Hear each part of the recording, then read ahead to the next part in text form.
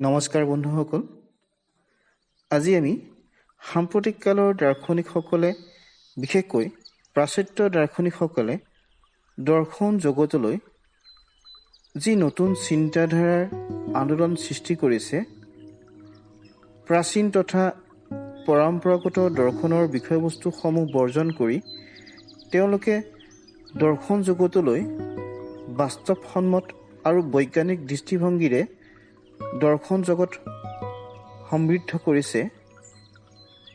সমসাময়িক পাশ্চাত্য দৰ্শনৰ এই নতুন ধাৰা আজি আমাৰ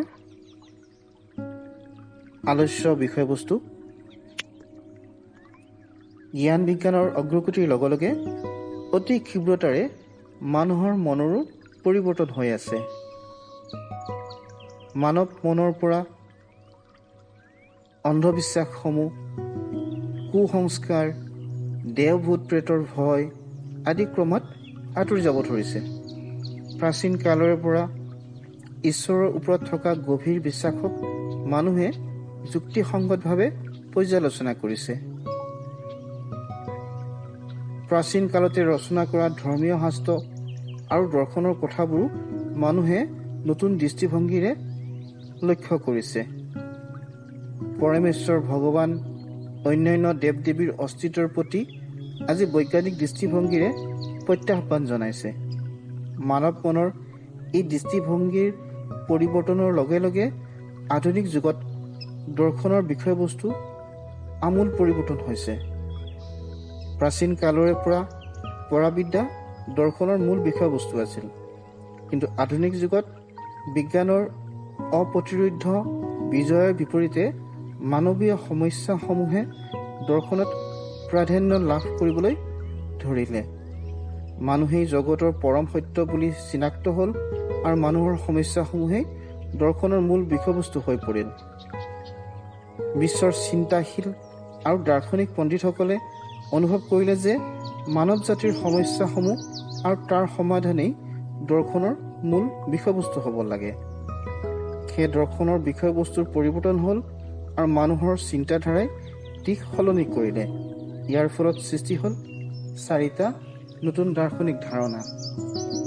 সেই নতুন ধাৰাকেইটাই দৰ্শন জগতত আন্দোলনৰ সৃষ্টি কৰিলে। এইকেইটা হ'ল প্ৰতীতিবাদ, ফেনমেনলজি, বিশ্লেষাত্মক দৰ্শন, এনালাইটিকেল ফিলচফি, তৰ্কীয় প্ৰত্যক্ষবাদ, লজিকেল পজিটিভিজিম আৰু অস্তিত্ববাদ, এক্সিষ্টেঞ্চিয়েলিজিম।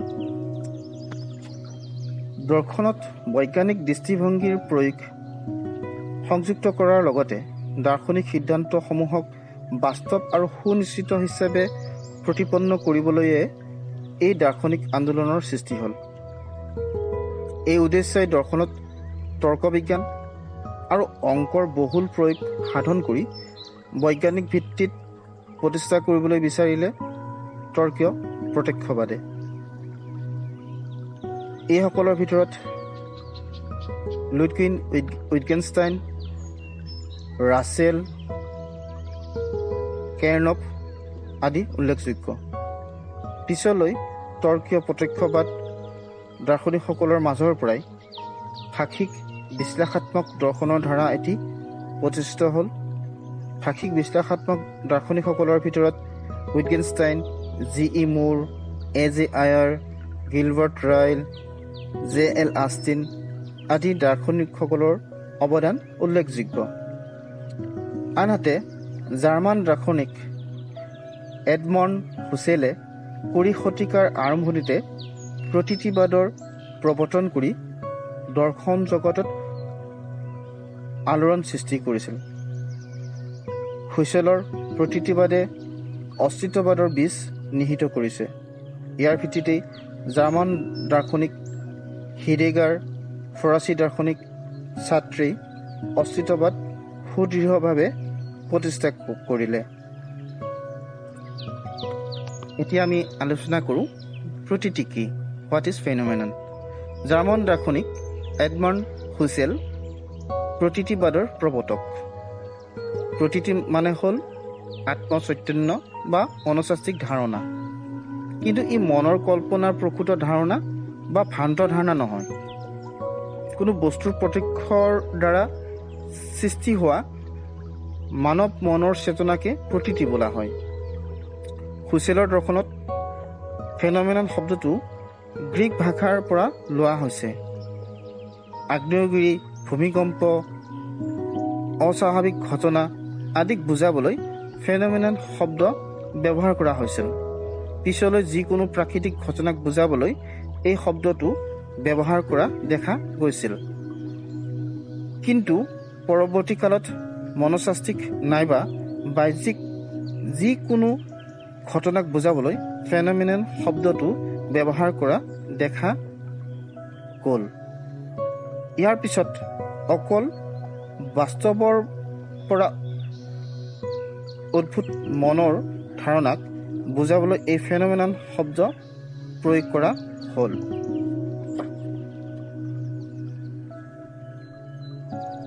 জাৰ্মান গণিতজ্ঞ আৰু দাৰ্শনিক হেনৰিচ লেম্বাৰ্ট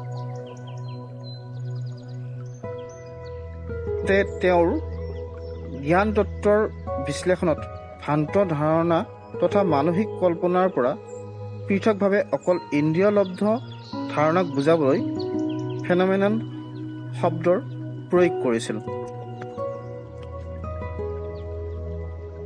একেদৰে হেগেলে ফেন'মেনলজি অফ মাইণ্ড গ্ৰন্থৰ জৰিয়তে মনস্তাত্ত্বিক চেতনা কিদৰে পৰম চেতনালৈ উন্নতিত হয় তাক বুজাবলৈ ফেন'মেনন শব্দটো ব্যৱহাৰ কৰিছিল।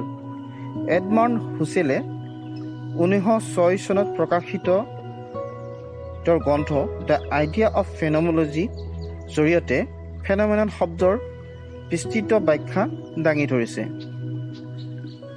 তেওঁৰ মতে ফেন'মেনন মানে হ'ল বাহ্য বস্তুৰ দ্বাৰা সৃষ্টি হোৱা মানসিক চেতনা বা মনস্তাত্ত্বিক প্ৰতীতি। এতিয়া আমি আলোচনা কৰোঁ প্ৰতীতিবাদৰ ক্ৰমবিকাশ কেনেকৈ হ'ল। প্ৰতীতিবাদৰ প্ৰতিষ্ঠাতা এডমণ্ড হুছেলৰ মতে আত্মচেতনাই পৰম সত্য।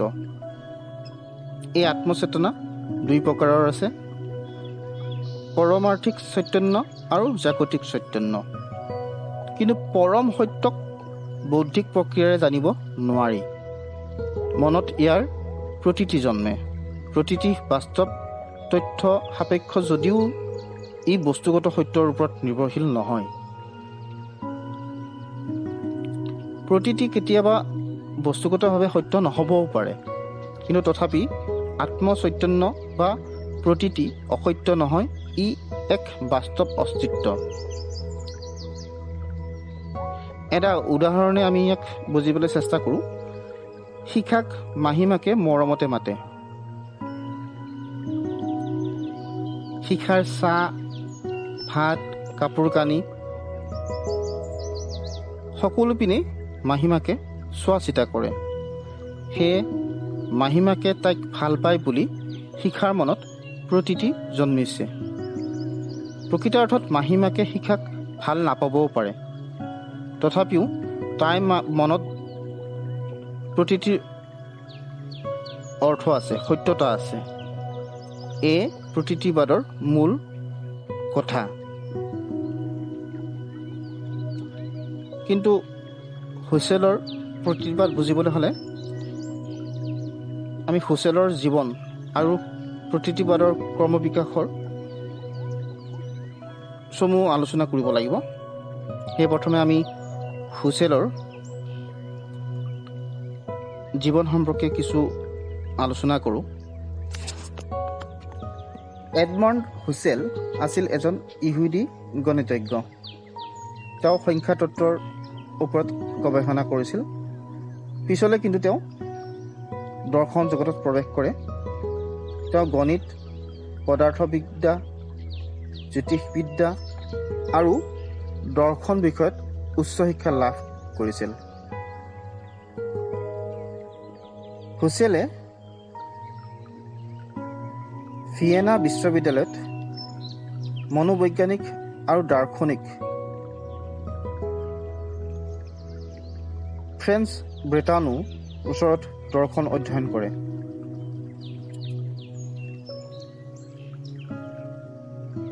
ব্ৰেটানোৰ জ্যেষ্ঠ ছাত্ৰ হেলে বিশ্ববিদ্যালয়ৰ দৰ্শন অধ্যাপকৰ ওচৰতো তাৰপিছত হুছেলে দৰ্শন অধ্যয়ন কৰিবলৈ যায়। এডবাৰ্ড হুছেলৰ মূল প্ৰশ্ন আছিল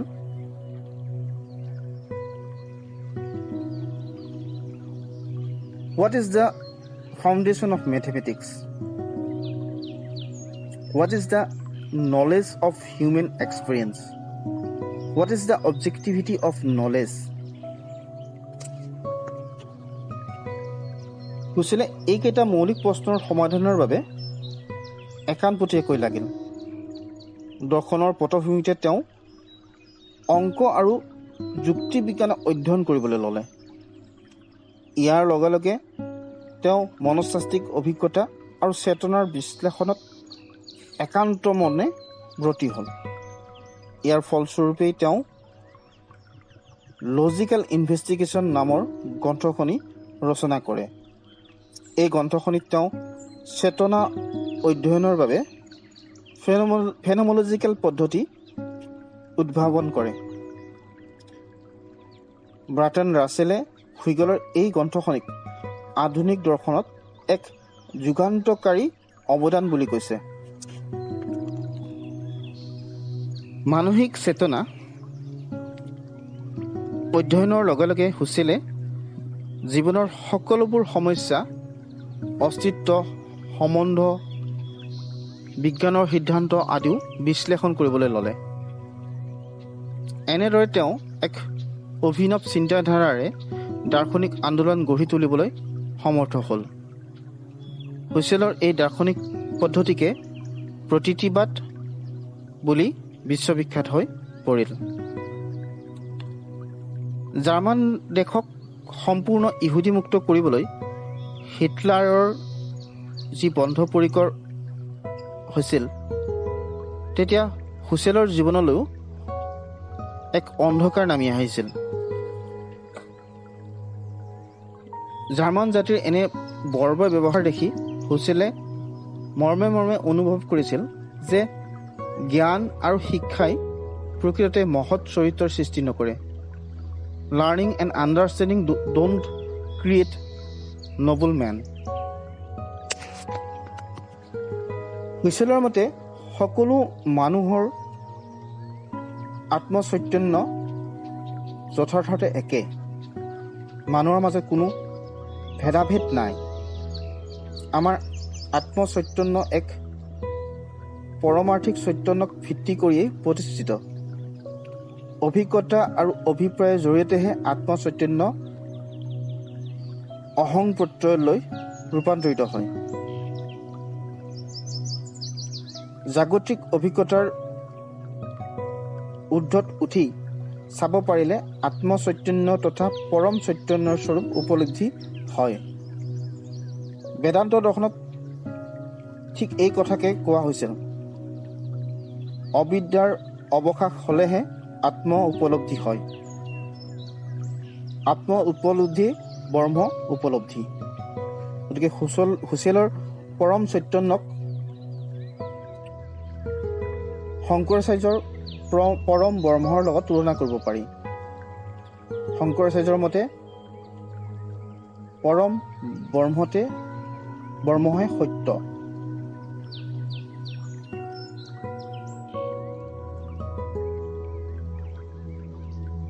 হুছেলৰ মতেও পৰম চেতনাহে চৰম সত্য। স্বাভাৱিক জ্ঞান প্ৰক্ৰিয়াৰ মাজেৰে ইয়াক উপলব্ধি কৰিব নোৱাৰি যদিও তেওঁৰ বিশিষ্ট দাৰ্শনিক পদ্ধতি ফেন'মলজিকেল ৰিডাকশ্যনৰ দ্বাৰা পৰম চৈতন্যক উপলব্ধি কৰিব পাৰি।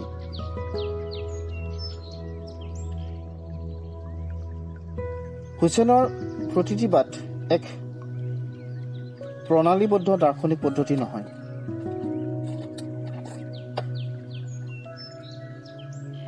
প্ৰতীতিবাদৰ মূল আলোচ্য বিষয় হৈছে আমাৰ জ্ঞাতা মনত কিদৰে বিষয়বস্তু প্ৰতিভাত হয়, অৰ্থাৎ জাগতিক বস্তু সম্বন্ধে মনত কিদৰে প্ৰতীতি জন্মে হুছেইলৰ উদ্দেশ্য হৈছে পৰম্পৰাগত দৰ্শনত থকা ভাৱবাদ আৰু বাস্তৱবাদৰ মাজৰ দ্বন্দ্ব এৰাই চলা। হুছেইলৰ মুখ্য উদ্দেশ্য হৈছে ভাৱবাদী ধাৰণাৰ বিপৰীতে বস্তুগত দৃষ্টিভংগীৰে আত্মচৈতন্য অধ্যয়ন কৰা।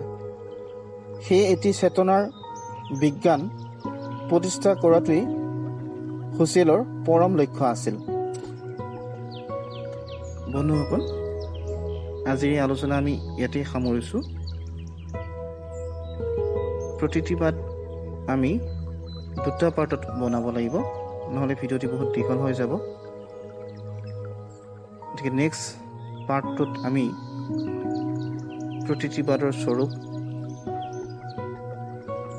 বা চেতনা সম্পৰ্কে মতবাদ আমি আলোচনা কৰিম। আজিলৈ এৰিছোঁ, নেক্সট ভিডিঅ'টিত লগ পাম। ধন্যবাদ। বন্ধুসকল, যদি মোৰ ভিডিঅ'টো চাই আপোনালোকে ভাল পায় তেতিয়াহ'লে লাইক কৰিব, কমেণ্ট কৰিব। যদি আপোনালোকৰ কিবা খোকোজা থাকে শ্বেয়াৰ কৰিব আপোনালোকৰ বন্ধুসকলৰ সৈতে মোৰ ভিডিঅ'টি।